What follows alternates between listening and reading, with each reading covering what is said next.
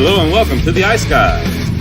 This is the show that takes you into the world of the National Hockey League. Every game, every day, from a betting perspective. With pro sports handicappers, Ian Cameron, Alex B. Smith, and various guests from the world of hockey and sports betting. And now, here's your host, Ian Cameron.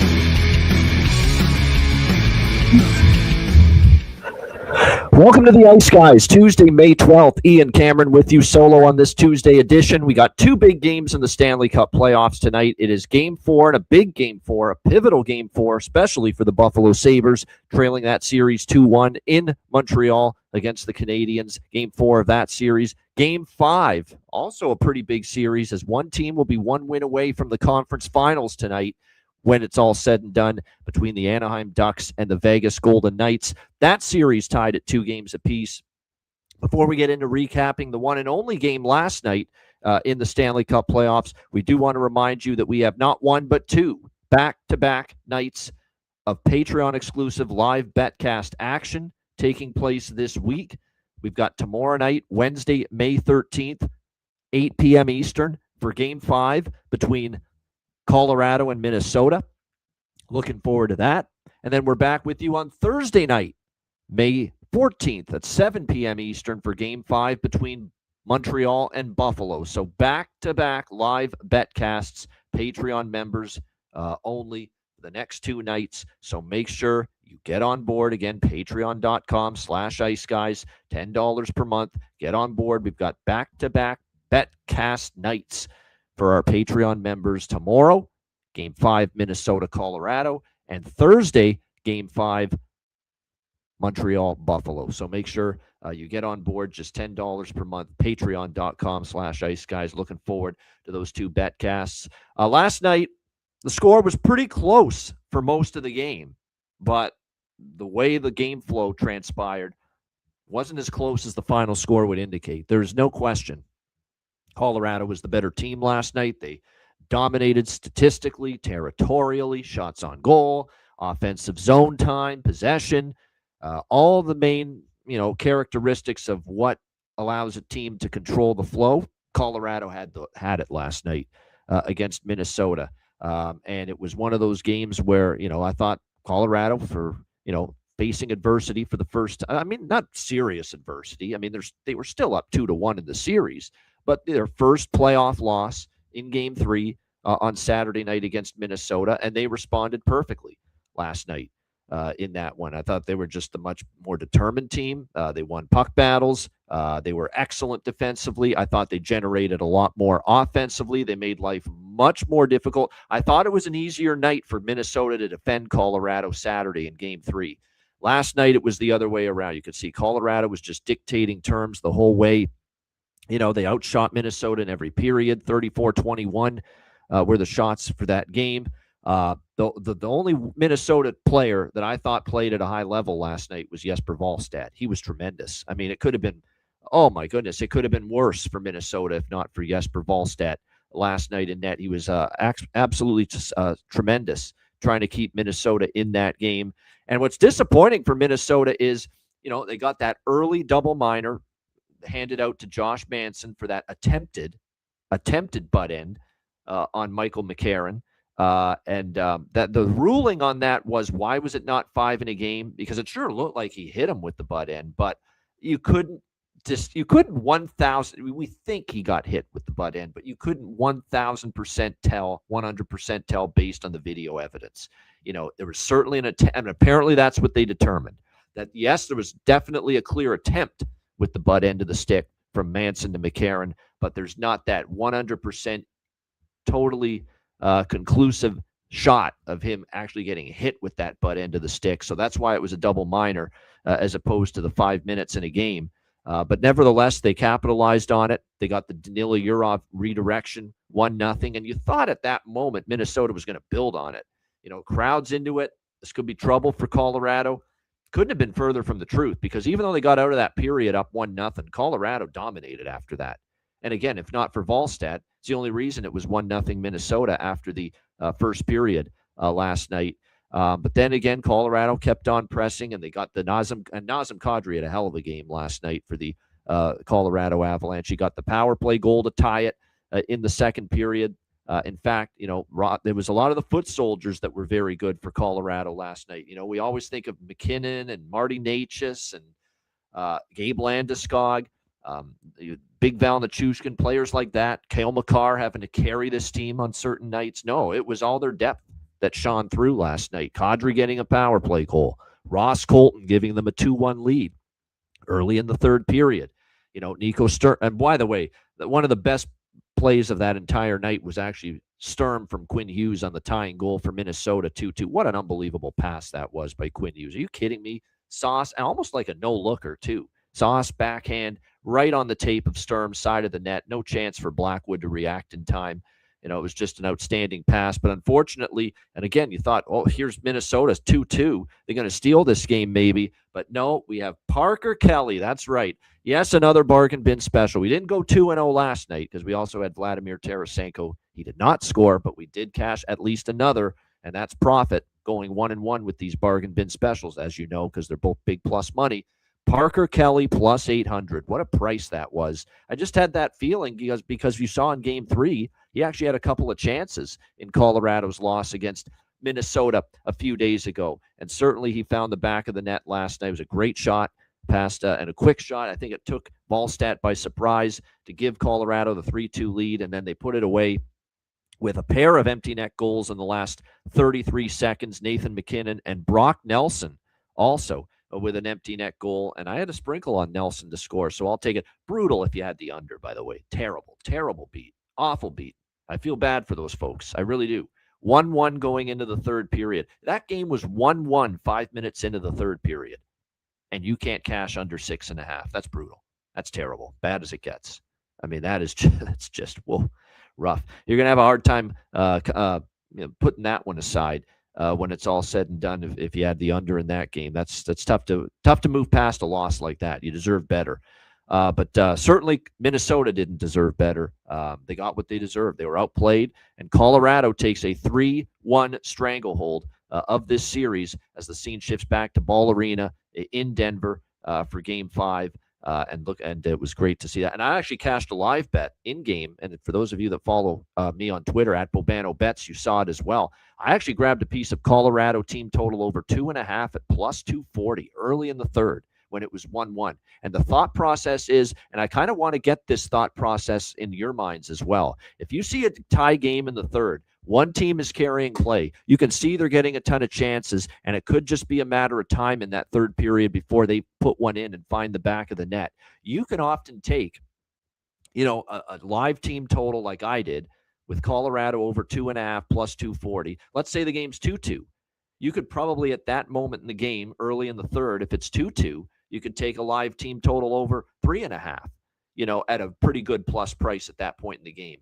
And you're banking on that team finding the back of the net and hoping that, you get an empty net goal as well to put them over the team total. In this case, they got it to 2-1.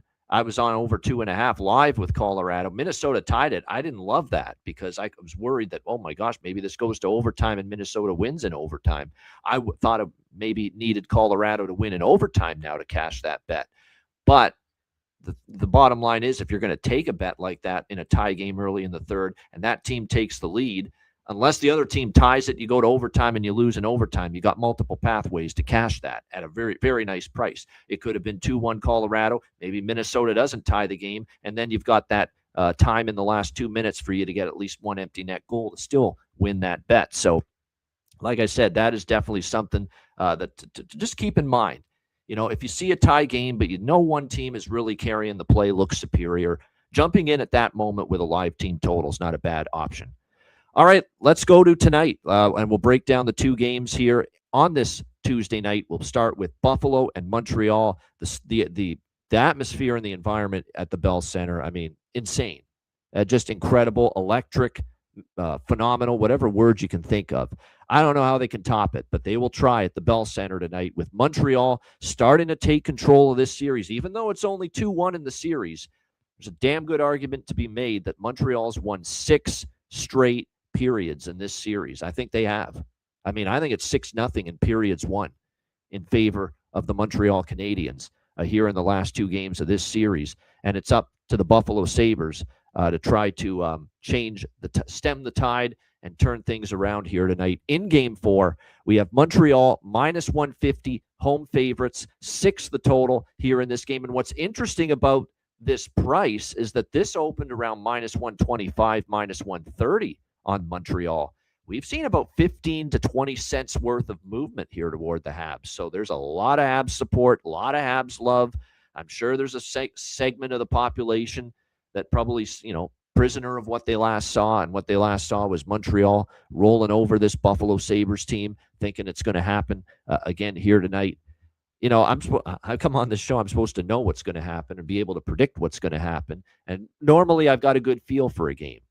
Like I had a great feel for Anaheim in Game 4 on Sunday night. I loved Anaheim in that spot. I felt very confident, especially without Mark Stone for Vegas. I felt very confident that the Vegas Golden Knights were going to tie that series. They hadn't lost 2 in a row. They had responded to adversity time and time again throughout the playoffs. Lukas Dostal would play better after getting pulled.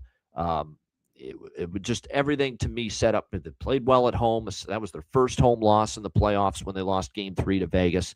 I loved Anaheim in that game. There was no doubt in my mind. I had a great feel for it. I had a sharp feel for that. I said, I like this. I like this quite a bit. From a side perspective here tonight with Buffalo, I can't say I love something. I can't say I love this side either way here tonight in this game, because I'm caught in between 2 lines of thinking right now.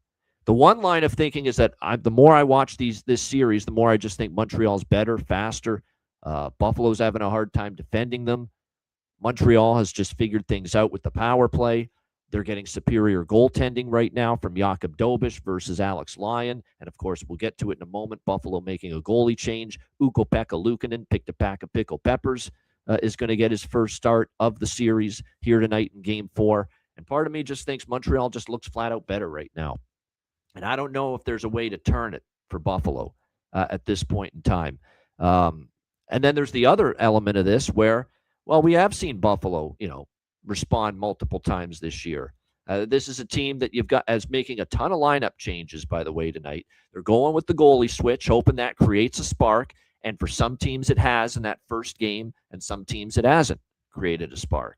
It's worked, and it's worked for some teams, and it hasn't worked for others. That's the way we've seen it here. UPL is going to be in. I don't think you can fault Alex Lyon. That wasn't a goalie problem, in Game 3. That was you were overwhelmed by Montreal in that game. You couldn't sort out your defensive coverage. You couldn't protect, you didn't get back enough. And it was a tough night for some of the Sabres on the blue line. It was even a tough night for Dahlin defensively. Logan Stanley had a really awful night defensively, and that's probably why he's out of the lineup. Now, it's not only UPL in for Buffalo. There's other lineup changes as well. Luke Schenn is going to draw in on the blue line, replacing Logan Stanley. So that's the one change on defense for Buffalo here tonight. And entering the lineup up front. Now, we'll get to these 2 changes. One I like, one I don't like. Up front, in comes Konsta Helenius. And Konsta Helenius is someone that has had a great season with the Rochester Americans, the AHL affiliate of the Buffalo Sabres. He's got tremendous offensive instinct, speed, talent, ability, good shot, just a really good offensive player. And he had a very good season down there in the American Hockey League. And when it comes to these 2 lineup changes that Lindy Ruff is making tonight, I give a big thumbs up to the Helenius insertion into the lineup. I love it. You need a little dose of this right now. A little more offensive creativity, a little more speed, a little more punch as far as what to throw at Montreal. I think he is the right person to put in against an opponent like this in a series like this, where it's been great pace. There's been a lot of power plays. It's gotten increasingly more nasty as it's gone on. And, we saw a lot of power plays in Game 3. He's a guy that could be a difference maker for Buffalo. In a series where you haven't gotten much from Peyton Krebs and Alex Tuck is struggling, and Tage Thompson, other than the goal off the fortunate bounce off the end wall in Game 3, he's been quiet in this series. He's had issues. Josh Norris, I don't think, has a point yet in this series. So the hope here is that Konsta Helenius, is going to give you a little something here. And he actually played a few games during the regular season for the Buffalo Sabres as well. Not many, but he got into a few. And I believe he also did score. He had a goal and 3 assists in 9 games played with the Buffalo Sabres this season. And then meanwhile, we know he had a great year down in Rochester. In 50 games down there, he had 18 goals, 48 points, very, very solid. He's not even, I think he just turned 20 years old, in fact, Hellenius. So I like that insertion. I like that lineup change because I think he's a guy that could, create something here for the Buffalo Sabres. The change I don't like is Luke Schenn. And I know Lindy Ruff addressed this earlier today saying, well, Luke Schenn's just, he's going to settle us down. We need someone to settle us down and, keep everyone calm on the bench. And he's got this immense amount of playoff experience and veteran experience and all that. And just, it was word salad from Lindy Ruff talking about this and that and all the intangibles that Luke Schenn provides. I'm going to give a little dose of reality. And I like Len. Look, Lindy Ruff's done a phenomenal job. I don't doubt that. But I've got to give him a little bit of a reminder about, while he gives you the experience and, he's a beloved, teammate. People love Luke Schenn. They say you couldn't get a better person. And I agree with that. Luke Schenn, salt of the earth human being. Great, lots of playoff experience. Totally get all of that. But at the end of the day, you took out Logan Stanley from the lineup for tonight. What were the issues with Logan Stanley? The issues were getting caught up ice, out of position, not able to get back on certain transition rush chances that Montreal had, and he got burned in Game 3 a couple of times by that. You took him out because of a concern of a lack of foot speed, and that is probably the biggest flaw in Logan Stanley. Well, you're taking him out because you're concerned, they picked on him. Montreal picked on him. He was exposed a little bit defensively. He had a bit of a tough night, and he did. If you watch it, Game 3, he did. He had a very tough night, Logan Stanley. But you're basically taking out a potential problem and replacing that with another potential problem. You're just basically reshuffling the same problem. Luke Schenn's not a great skater. He never has been. He wasn't drafted first round because he's a phenomenal Bobby Orr, Ray Bourque type skater from the blue line, Paul Coffey type skater. That's not why he was drafted there. He was drafted, to be, and I think they thought he was going to put up points initially. That ended up not transforming or carrying over into the NHL, the point production, and he had to, just tweak his game a little bit, transition it a little bit to being more, physical, responsible, sound defensively. Just play that sound, stay-at-home defensive game, with the use your reach, use stick position, body position to be good in your own zone defensively. But his foot speed's never been good, and it was not the greatest when he was 26 years old. So what the hell do you think it's going to be now that he's 36 years old? At this point in time. So, like I said, I don't mind them taking Stanley out. Now, one thing you will lose with Stanley is, this has become a very physical, violent series, especially Game 3. We saw, obviously, Malenstein running over Dobish. We saw, at the other end, Alex Lyon got hit once during the game, too. There was a lot of scrums, a lot of rough stuff after the game. You lose that element with Stanley. Now, you don't lose anything with that when it comes to Schenn. Schenn will get involved in that. Schenn will drop the gloves. Schenn will be physical. But I worry that, the concern with Stanley was his foot speed and getting caught and being out of position and just, being exposed a bit defensively. I'm worried the same shit could happen to Luke Schenn because, that's exactly what could happen. Because I think that when you look at it, he's very similar as far as the foot speeds are concerned. If he gets caught up ice, he's not catching up, Luke Schenn. So, he's going to have to make – now maybe Logan Stanley didn't make good decisions when to step up and when to stay back, and maybe Lindy Ruff is thinking, Luke Schenn's seen everything. He's played, over 15 years, almost 20 years now in the NHL. He's seen everything, but at the end of the day, you're taking out a player that had foot speed issues getting caught, issues out of position, and Luke Schenn's capable of having those same issues as far as getting exposed by a team that's just throwing this wave at them like the Montreal Canadiens are. So that's why I'm a little bit worried. I mean, I maybe would have gone for a more mobile option on the blue line. to replace Logan Stanley instead of Luke Schenn. But hey, that's the coach. I always say this. I'm not the coach. I'm just giving you my opinion, my thought from watching it. I'm not the coach. Lindy Ruff is. So, at the end of the day, he's making the decision, and he's put Luke Schenn in. So I like the Hellenius switch. I like him being in the lineup more than I like Luke Schenn being in the lineup. For Montreal, it's going to be status quo here tonight. I don't think they're going to have anything as far as lineup changes here tonight, with a winning lineup, obviously. And, of course, Jakub Dobiš continues to be great here in this game. So the way I'm going to approach this game is, first of all, primarily two bets here for me in Game 4 tonight. Over by Fecta.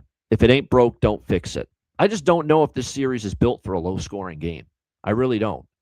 Every game has gone over in the first period here in this series. 3-0 to the first period over between the Montreal Canadiens and Buffalo Sabres. Now, we have seen an adjustment in the total. 5.5s are gone now. 6 is the best we can get here as far as this game is concerned. But we have not seen a game between these teams fall below 6 goals in this series yet. And not to mention, 12 of the last 13 meetings overall, regular season and playoffs combined, between the Sabres and Habs, 12 of the last 13 have had at least 6 goals. So, and plus, look, UPL to me, if you look at his numbers, they're not as good as Lyon. You look at his advanced numbers, goals saved above expected, goals saved above average. Those numbers in particular are not as good as Alex Lyon's for Ukko-Pekka Luukkonen. So the hope is the goalie change sparks them. Is the goalie going to play at a level that Alex Lyon gave you for a decent chunk of these games going back to the Boston series? He's capable of it. He certainly is. But like I said, it's his playoff numbers in particular have been spotty here for Ukko-Pekka Luukkonen. So like I said, that's concerning to me. I like first period over 1.5. I like full game over 6 as well. Now, there are still 6s. Some books have 6.5, but there are still 6s out there at several books. So find the 6 if you can. I like over by Fecta. And as I mentioned, I could see this game going one of two ways. Montreal's just going to roll offensively. UPL's not going to be that spark. The Buffalo Sabres are still going to have defensive issues against them that they can't fix. That's just Montreal has cracked the code offensively to how to beat this Buffalo team. And there's no sugarcoating it. Buffalo looked horrific defensively in Game 3, running around, hanging on. I mean, if not for Lyon, like I said, it could have been worse in Game 3. But the other element of me says Buffalo is a team that's had a terrific season. They do have veterans that know they have to play better. Zucker, what's he done? Tuck. Thompson's got to step it up, although I think he's hurt. They're not going to go down without a fight. So I'm going to go about this two different ways. I'm going to take Buffalo plus 132, best price out there. Again, teams off a 4-goal loss or a 4-goal or greater loss, 4-goal or greater margin of defeat in the playoffs. They're actually 98-65 long-term in their next playoff game. So that angle says to take Buffalo. Now, I am taking Buffalo, but I am also taking Montreal team total over 3.5 at plus 115 is the best price out there. So I've got Montreal team total over 3.5 plus 115. I've got Buffalo money line plus 132. My goal is hit one of them, get a little profit, move on. That's it. And I think it's a decent approach. It is. It's a decent approach for me with that, especially with both of them being plus money. You get plus 132 on the money line with Buffalo. I can get Montreal team total over 3.5 plus 115. And a reason why I like these two approaches too, both at plus money, is because I think if Montreal wins, they're scoring 4 at the very least. I don't think there's a scenario where Montreal wins 2-0, 2-1, 3-1. Maybe there is, but I think if they're going to win this game, they're going to score 4 goals once again.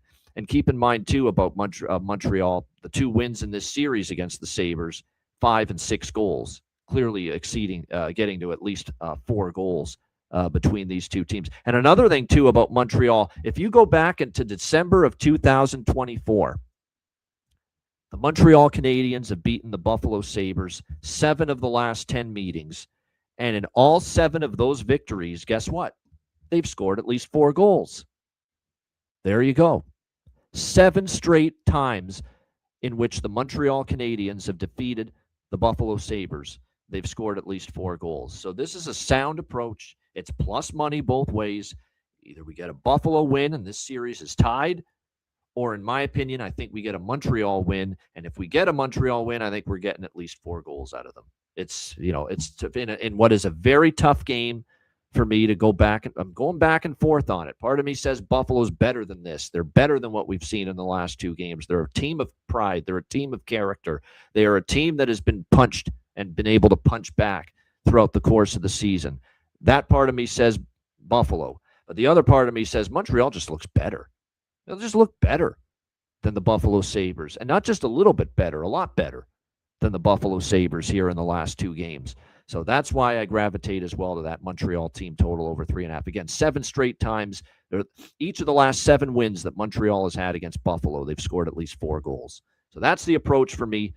Those 2 plus money bets, Sabres money line, Habs team total over 3.5 plus over 1.5 first period over 6 full game. As far as props here for Montreal and Buffalo tonight, we've got Rasmus Dahlin, 6 straight games. He's gone over 2.5 shots on goal. And we saw it, obviously. He scored on the power play in Game 3 that cut the lead to 4-2. I think you got to look in that direction. Josh Doan has gone over 1.5 shots in 4 straight. Too pricey, though, for me at minus 190. Nick Suzuki, over 2.5 shots on goal in 4 straight games. Alex Newhook, you got to keep betting his over 1.5 shots on goal, minus 120. I mean, he's crushing these numbers every single game. He has been absolutely phenomenal. Betting him to score a goal again, that's for damn sure. How can you not? 2 goals in each of the last 2 games, 4 goals in the series, 4 shots on goal in each of the 3 games so far in the series. So everything and anything and everything Newhook, the Newfoundlander for the Montreal Canadiens here tonight. As far as that goes, shots on goal, goal prop, assist prop. Alex Tuch has gone over 2.5 shots on goal in 2 straight games, and I think he's a guy that needs to respond, and he's a guy that was very vocal after Game 3. Alex Tuch took the microphone post-game and said, I got to be better. I'm not good enough. Not good enough here. So Alex Tuch, you think, that probably gravitates you a little bit toward that over 2.5 shots as well for him. Josh Norris, he's been quiet offensively in the series, but he has gone over 1.5 shots on goal here for the Sabres in 2 straight games entering this one. Benson and Doan probably, like I said, are probably worth a look as well as far as point prop, goal prop for sure. I mean, they have been a threat every time they've been on the ice. Josh Doan has a point in every game in this series for the Buffalo Sabres. Benson's in the mix. Every shift he's out there, he's trying to make something happen. So like I said, definitely Zach Benson and Josh Doan props. You just got to keep going back to that well for sure. And then there's a couple players, especially for Montreal. Philip Deneau, who actually maybe you could argue got robbed of a goal in Game 3, and poor Alex had Philip Deneau as a bargain bin special. It looked like he had scored, but the goal was called back. He's gotten a point in 2 straight games for Montreal, and his point prop is like plus 240, 250. It's a great price. Why not? The depth is showing up for Montreal here in this series. Jake Evans, he's got points in back-to-back games. His point prop is plus 230 here tonight. Outstanding. So you're talking about some serious value with some of these depth players. Bolduc's another one. Bolduc, of course, scored in the last game. Just to get a point, it's over plus 200 here tonight for Zach Bolduc. So you're getting that absolutely outstanding value with, again, don't be scared to take it. This is clearly, we have seen in these playoffs, Montreal does not need Cole Caulfield, Nick Suzuki, or Juraj Slavkovsky to carry the load offensively, because Bolduc has stepped up, Tuch has stepped up, or Doc, there's another one, Kirby Doc. His point prop might be worth a sprinkle, but Doc, Philip Deneau, of course, has had points in back-to-back games, to Alex Tessier, Zach Bolduc. Like I said, these depth guys and the bottom 6 have definitely been chipping in here for the Montreal Canadiens. So, and it's caused Buffalo certainly their share of problems. And then as far as saves prop, Dobish over 24.5 saves. I could see it here tonight for the Montreal Canadiens. You know what's funny is that early in that game 3, Buffalo, it didn't look like Dobish was going to go over the saves prop in that game, because after the first 2 periods, the shots were 29-18 for Montreal, but Buffalo had a 10-shot third period, and it was enough just to get over that saves number, 24.5 for Dobish, and is what it is tonight. And he had 26 saves in Game 3, so keep that in mind. It's definitely something to, I think, be worth a look here, because you would think down 2-1, it's shot volume, shot attempts, don't turn down a chance to get the puck to the net and traffic in front. That's what you're going to need at this point to beat a goalie that's in the zone like Jakub Dobish is. So definitely, like I said, the saves prop here for Dobish probably worth a look. And as Dre says in the chat, the shots on goal, if you have books that offer you Buffalo shots on goal, that's an alternative option for you instead of Jakub Dobish over saves. So that is important to keep in mind for sure. All right, let's get into the late game here tonight. It is Game 5, Vegas Golden Knights, Anaheim Ducks. This series is down to a best of 3. We've got 2-2 series back at T-Mobile Arena tonight. Vegas minus 160. Home favorites. Total here sitting at, well, it looks like 6.5, depending on which book you look at. So shop around. Again, as far as the total is concerned, we have some books that have 6 and other books that have 6.5. So make sure you shop around as far as the total here in this one. Great response by Anaheim. I loved Anaheim in Game 4. Really loved Anaheim in that spot in Game 4 on Sunday night. This is just a very, very good, young, tough team. Really are. They're mentally tough. And Joel Quenneville deserves so much of the credit for that. To have this young team just, very, very tough mentally, to be able to put aside that brutal start against Vegas in Game 3 and they couldn't recover from it. Come back. And the difference for Anaheim, too, is why this series. I'm not going to say Anaheim's going to win the series. This is a Vegas team that's been very good in Game 5, Game 6, Game 7, historically in their franchise. I don't have the exact record off the top of my head, but I know, and Rachel and I were talking about this on the show yesterday, that Vegas is just great when these series get to these points where it's 2-2 and it's up for grabs, and they just have a knack for taking over. This is what they did. This was the stage of the series. They took over and said, we're putting our foot down and we're winning this series. This is when they did it in the first round against Utah, when that series was tied at 2. And they said, you know what? We're taking this thing over and we're going to win this series. We're the better team. We're going to go out there and prove it. And they did. But Anaheim's a little better than Utah. And now you don't have Mark Stone when you did have Mark Stone in the first round against Utah. And again, I hate to bang this drum. I mean, we shouldn't be in a spot where we're just making such a big freaking deal. And it's not just me, it's everyone that's talking about this series, mentioning how big of a loss Mark Stone is for this Vegas Golden Knights team. And the results bear it out. They do. This team without Mark Stone just this season alone is 8-15. Regular season and playoffs combined. 8-15 for the Vegas Golden Knights. That's 7 games below 500 without Mark Stone. It's just, he's a big deal. Offensively, defensively, breaks up plays. We know he's been one of the kings of the takeaway, forcing turnovers, forcing giveaways of the opposition. Very good defensive instincts as well from him, and you miss it. And I don't think it's a coincidence that first game without Mark Stone, and all of a sudden an Anaheim power play that couldn't do anything, couldn't do jack shit, squadouche, early in the playoffs, comes alive and finally gets it rolling in Game 4. And it had to happen. I talked about it going into Game 4. Anaheim has to get the power play on track. And they did, 2 for 4 on the power play in Game 4. And it was the difference in the game, because it was still, close game. Vegas only lost 4-3. But at the power play, finally, when it had to come through, it came through for the Anaheim Ducks. So that's going to have to continue to be a big catalyst for them if they're going to win tonight and if they're going to win this series. The power play's got to come through for them. And what's impressive about the Vegas, or that power play scoring 2 last night, or not last night, but 2 goals in Game 4, Anaheim scored more power play goals against Vegas in Game 4 than Vegas had allowed for the entire playoffs before Game 4. Before Game 4, Vegas had allowed just one power play goal for the entire Stanley Cup playoffs. And all of a sudden, here's Anaheim with 2 power play goals in the same game the other night. So this series, start to finish, here's where I'm at with this game. Vegas, we talked about how Anaheim's been great off a loss.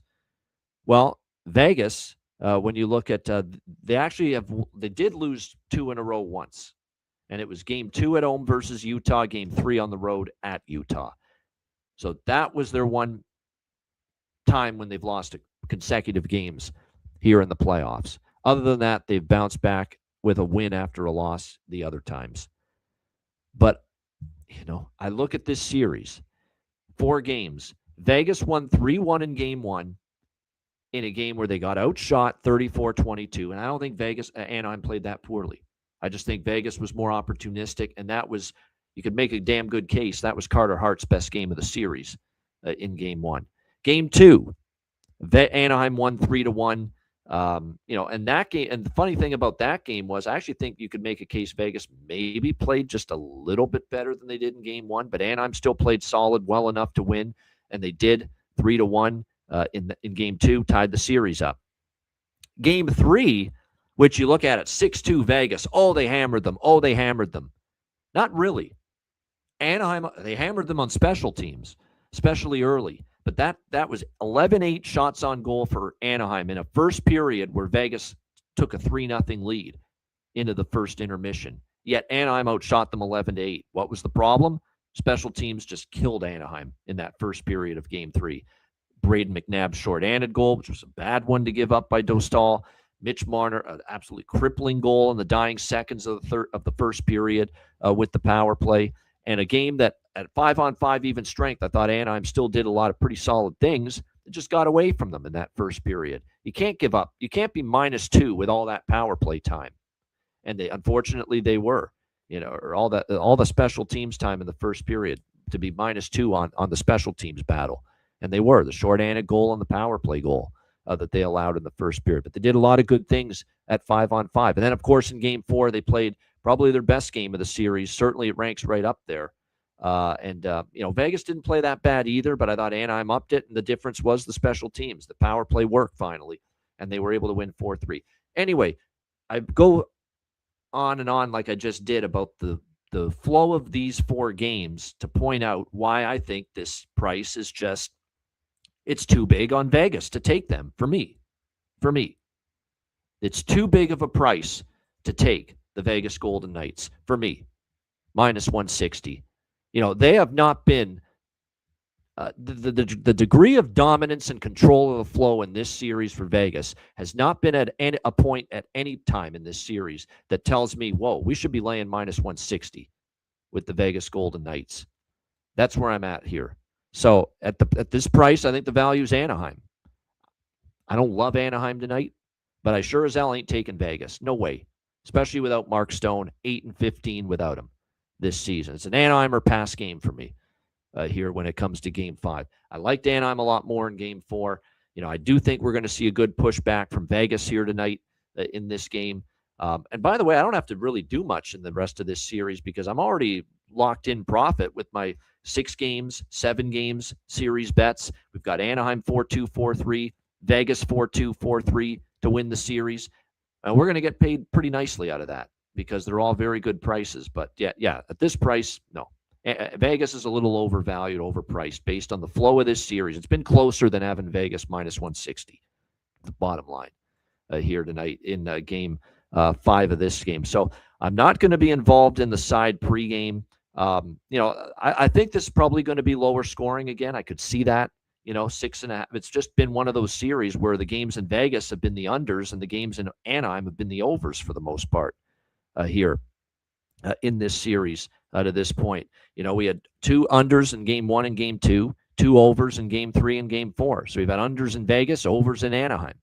I kind of think that's probably a pattern you say probably keeps going until you have a reason to change it. So, I could see this being, more of the 3-1, 3-2 variety here tonight with Anaheim, Vegas. So we'll see how it goes.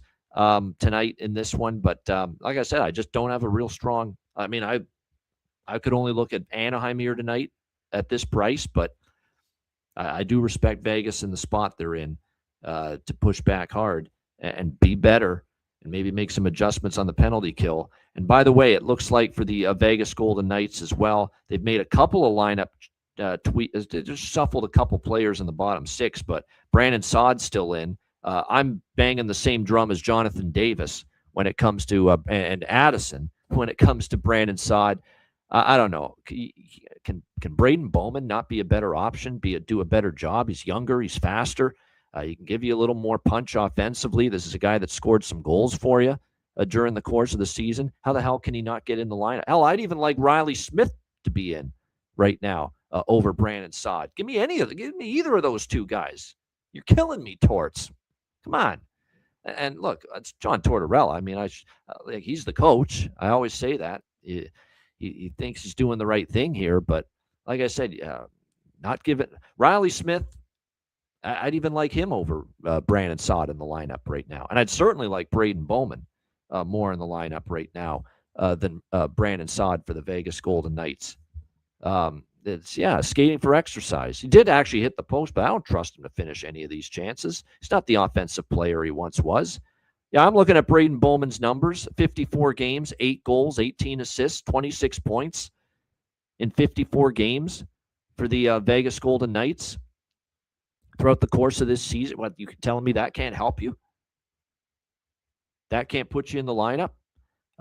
So like I said, he should get in here. Now, he's promoted. He was down, I think, with 8. Yeah, that's right. He was playing with the Silver Knights in their AHL run. They just got bounced.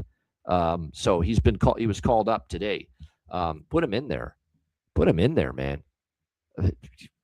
Put him in there. He's a better freaking option than Brandon Saad. But hey, like I said, I'm not John Tortorella right now. Yeah, Carter Hart bounce back game. He's capable of it. I'm telling you, he's had a pretty good series overall. Now, Game 4 got away from him a little bit, but I remember Game 1. He was amazing in that game. He was tremendous. He was the big reason why Vegas won Game 1 against Anaheim. You know, he was great in that game. I could see him playing a little bit better here in this matchup tonight. One thing you can do, what I would say is if you want to back Vegas, an alternative option, and thinking that it could be a bounce back for Carter Hart, maybe go toward Anaheim team total under 2.5. You can get that at plus 110.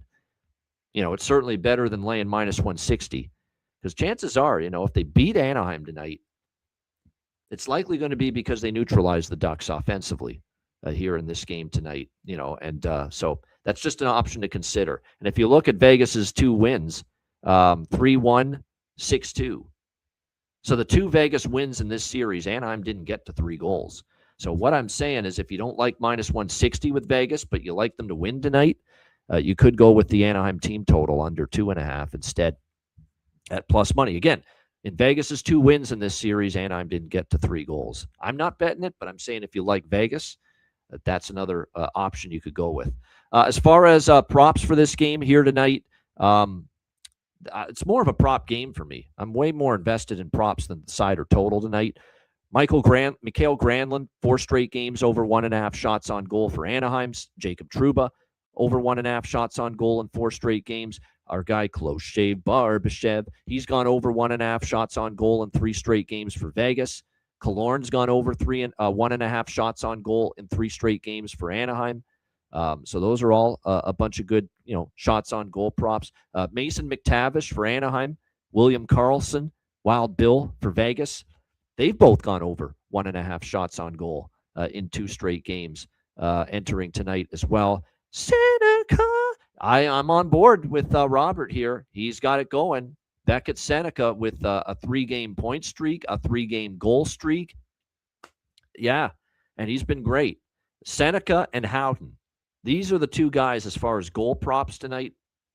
Clear choices.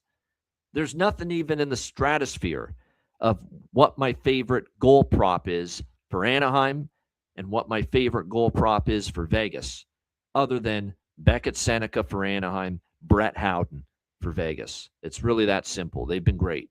They've been absolutely outstanding, both of them, for their respective teams. So, like I said, and he's gotten better and more. don't want to say comfortable, more confident as this series has gone on. Beckett Seneca as well. And we know what Brett Howden's doing. I have a chance still to cash Brett Howden to lead the series in goals. How about that bet? It's very live at this point in time, Brett Howden. We've got a chance at the very least. Now, Mitch Marner's up there as well. We got to keep him down a little bit, but we're still holding out hope here with this futures bet here. The bet I made before the series started with Brett Howden as far as a series leading goal scorer. What was the price I had on that? 22 plus 2,200 at FanDuel. 22-1 with Brett Howden to lead the series in goals for the Vegas Golden Knights. So, like I said, that is, I'm hoping, I'm hoping that Brett Howden hasn't run out of magic here going into Game 5 tonight. Alex Killorn's a good option, plus 380. That's a pretty good price. And like I said, he's had a solid playoffs overall as far as scoring a goal, that is. Now, did Tomas Hertl, and it's I'm basically was saying at the down the stretch of Game 4, do we even look at maybe making him a healthy scratch, Tomas Hertl? And sure enough, he scored in the dying seconds to make it 4-3. So I was the ultimate mush there when it came to that. But still, you talk about a guy having trouble with the pace of the game. Tomas Hertl is having trouble with the pace of the game. He's having trouble keeping up. The skating speed's not there. He's having trouble finishing his chances. You are, especially with Mark Stone out, you are just praying, if you're John Tortorella and the Golden Knights, that Tomas Hertl scoring that goal late in Game 4 gets him going a bit, because you need his offense right now, especially with Mark Stone out. Can't always be Dorofeyev. Can't always be Brett Howden, Jack Eichel, Mitch Marner. It can't always be those guys at this point in time. So that's just what you're hoping for, that this guy couldn't buy a goal in almost 30 games. This is his first goal in almost 30 games the other night in Game 4, and you're just hoping like hell that gets him going a little bit moving forward. And again, with Mark Stone out, it's more important you try to get his offense going for the Vegas Golden Knights. As far as shot block props, Noah Hanifin over 1.5 block shots 3 straight games for Vegas. Pavel Mintyukov over 1.5 block shots in 3 straight games. Shea Theodore for Vegas over 1.5 block shots in 2 straight games. Those could be worth a look. It's funny. We talked about Jackson Lacombe, how he was really leading the playoffs and as far as points early on, but he's had a quieter offensive series here for the Anaheim Ducks. He does still have at least a point in 6 of the last 10 games.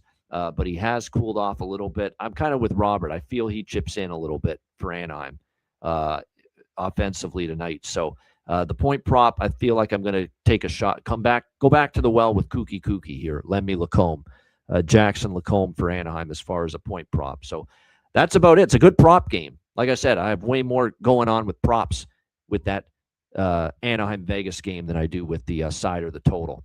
Great stuff. Shout out to everyone in the chat. Hit the like button. We appreciate it very much. Zach Benson's birth. Well, I'm already liking Zach Benson props there, Cuban. So I agree. Maybe if the birthday enhances his chances to score a goal tonight for Buffalo even more, I'm all for that. Wow, that's actually that's not bad there. I like that little flyer that Jonathan's posted. Doan, Newhook, Suzuki, Trouba, Dahlin, Dorofeyev. All 3+ shots. I can tell you I'm already on Doan, Newhook, Dahlin, Dorofeyev. I'm on all of them over shots on goal already individually. The only one I didn't bet was Suzuki and Trouba. I don't think I bet Suzuki or Trouba. I bet Doan, I bet Newhook, I bet Dahlin, I bet Dorofeyev individually. I didn't bet Suzuki and Trouba, but hey, you can make a case for sure for those two as well. But there you go at 100-1. For all of those players, all 1, 2, 3, 6 of those to get at least 3 shots on goal. So, like I said, I'm already on 4 of those 6 players individually over their shot prop tonight. So, I definitely agree with some of those. And there's the watered down version, as we like to say, at the smaller price to get just 2 shots on goal. The Doan, Newhook, Trouba, McTavish, Marner, Dorofeyev. So, like I said, good stuff, good prices, no doubt. All right, thanks for tuning in. A reminder, betcasts, back-to-back nights. We're looking forward to that. Check out wizardsportspicks.com, of course. NHL Stanley Cup playoffs, NBA playoffs, MLB, Profitable seasons in NHL and NBA. Make sure you check it out. Daily premium picks, long-term subscriptions. Check out the Wizard Sports Picks YouTube channel too, because there's daily content every single day on the Wizard Sports Picks YouTube channel. So make sure you check that out. wizardsportspicks.com. And of course, patreon.com/Ice Guys, $10 per month. Goalie charts, totals charts, daily betting card, sides, totals, player props posted each and every day on the Patreon page. So make sure you get on board. We've got betcasts exclusive to Patreon members. Tomorrow night, Game 5 with Minnesota, Colorado, and Thursday night, Game 5 with Montreal and Buffalo. So make sure you join us for those two betcasts. You must be a Patreon member to join us for those betcasts. So get on board, just $10 per month. Your membership goes a long way to supporting the show and keeping it going long term. So check it out, $10 per month, patreon.com/Ice Guys. And of course, check out the Ice Guys store. Get your gear and your merch at iceguys.myspreadshop.com. All right. What can we say about the bargain bin special? What is the run now the last 3 days? 5-1? 5-1 with the bargain bin special of the night. The last 6 bargain bin specials that I've given out on the show. Over the last 3 shows, we are 5-1. How can we add to it tonight? And I got 2 more tonight that I'm going to give you. We'll see. Stay tuned for that bargain bin special of the night and best bet coming up in a minute, right after we hear from our great Ice Guys sponsors.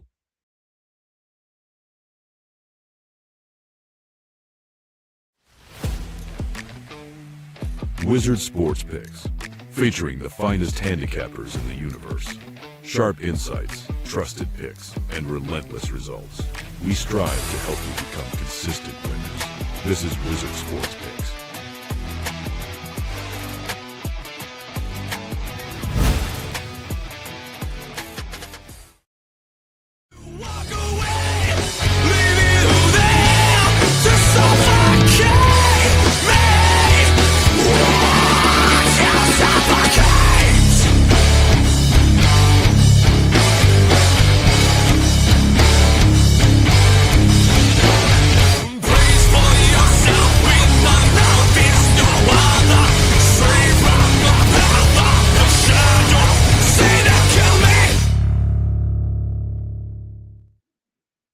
All right, bargain bin.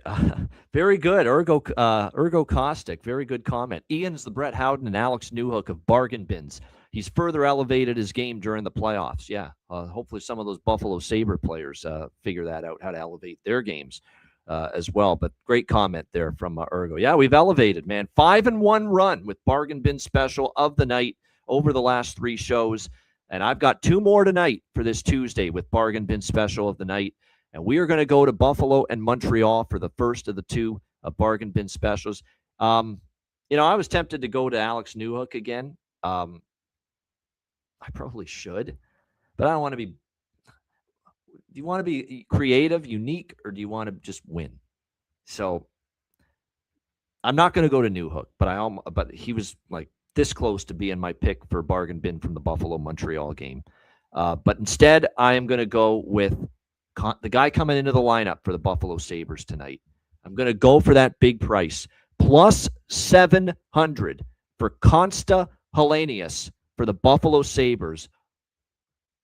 What's that Gary Thorne line with Paul Correa? Off the floor, on the board. Consta Helenius. I think he's going to give them a jolt tonight. Great numbers in the American League. He does have 1 goal this season in his previous time with the Buffalo Sabres. So let's go with Consta Helenius. We're really on a heater with the bargain bin special of the night if this fucking hits. I'll tell you that. Consta Helenius, Buffalo, plus 700 for my bargain bin special from that game. And for Anaheim, Vegas, you know what we're doing here. Yeah, how many Anaheim Vegas games in a row can it be with Brett Howden? And we're going back to that well once again. Now, the price is dropping, but there are still a couple books that have plus 310 out there on Brett Howden for the Vegas Golden Knights, and we will roll it once again with Brett Howden for the Vegas Golden Knights to find the back of the net. It's been a tremendous run here in the postseason. He is now on a 2-game goal-scoring streak, goals in 4 of the last 5, 6 of the last 10 games. And with Vegas looking to bounce back, I would not be shocked to see him add to his tally tonight. Brett Howden, Vegas, plus 310. Consta Hellenius, Buffalo, plus 700 for my 2 bargain bin specials for this Tuesday night as we try to build on this 5-1 run with the bargain bin special of the night. All right, best bet. I'm going to go to Montreal Buffalo. Just go over 6, minus 125. Every game in this series has had at least 6 goals. I think we push at the worst case scenario. And 12 of the last 13 meetings have had at least 6 goals. And I'm not convinced UPL's a goaltending upgrade for Buffalo. I think Montreal keeps their offense going, but I think Buffalo has a better offensive game in them here tonight as well. Sabres, Habs, and I think the Hellenius addition into the lineup is actually an offensive change that should help. Buffalo, Montreal, over 6, minus 120 for my best bet. Shout out to everyone in the chat. Hit the like button. We appreciate it very much. A reminder, the Ice Guys is live 7 days a week, Monday to Friday, 2 p.m. Eastern, Saturday, Sunday, noon Eastern. If you can't watch the show live, download the Ice Guys podcast in audio form on all major podcast platforms, Google Podcasts, Apple Podcasts, Spotify, Stitcher, iHeartRadio, Amazon Music, and more. Download the Ice Guys podcast when you can't watch the show live. Oh, yeah, I'll mention something about that before we head out. Thoughts on the Blue Jackets extending Charlie Coyle? I love that they have him back. I do. I think he was a great player for them this year. I think he's good in the dressing room. 6 years is my issue with it. Really? 6 years? 6 fucking years? He's going to be 40, 41 at the end of that deal, at the end of that contract. So the term is the concern I've got with it. The Don Waddell just he went a little too aggressive as far as the term and the number of years there that he's given Charlie Coyle with that new contract. But he's a good fit.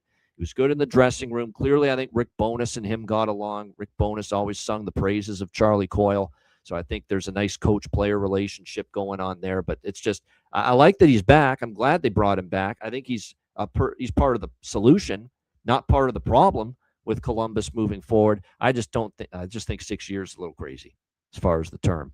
Now you got this guy under contract till he's into his 40s. That's a little much for me. But it is good he's back.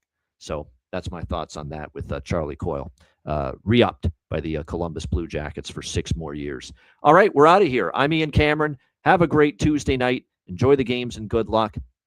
And we will be back with you tomorrow on Wednesday, 2 p.m. Eastern, for another edition of the Ice Guys.